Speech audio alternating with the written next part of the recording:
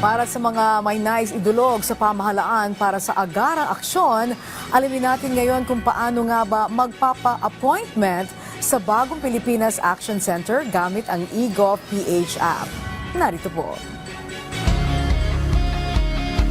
Garantisadong solusyon at aksyon ang handog sa iyo ng bagong Pilipinas Presidential Action Center. Sundin lang ang mga sumusunod para makakuha ng appointment. Para sa wala pang eGov.ph app account, panoorin ang video para malaman kung paano gumawa ng account. Kung meron ng account sa eGov.ph app, mag-login dito. Saka hanapin ang online registration tab para sa bagong Pilipinas Presidential Action Center.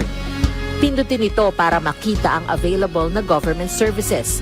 Piliin ang serbisyo na iyong kailangan mula sa listahan. I-upload ang requirements ng serbisyong kailangan mo. Pumili ng petsa at oras kung kailan nais pumunta sa bagong Pilipinas Presidential Action Center. I-submit na ang iyong application at bigyan ng pagkakataon na ma-review ang iyong isinumiting requirements.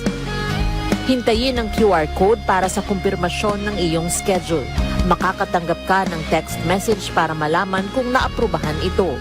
Sakaling hindi ito maaprubahan, makakatanggap ka rin ng text message para ipaalam ang kulang na requirements sa kasubukang mag-register ulit. Kung nakatanggap na ng kumpirmasyon, maaari nang pumunta sa bagong Pilipinas Presidential Action Center sa napiling schedule, dala ang QR code at ang mga isinumiteng requirements. Huwag kalimutang dumating sa itinakdang araw at oras ng iyong appointment. Pinapaalala rin na siguruhing may kumpirmadong schedule bago pumunta sa bagong Pilipinas Presidential Action Center para maiwasang magpabalik-balik. Simple at user-friendly ang pagpapa-appointment dito. Kaya wag nang mangamba dahil sa bagong Pilipinas Presidential Action Center, tulong ay abot kamay na.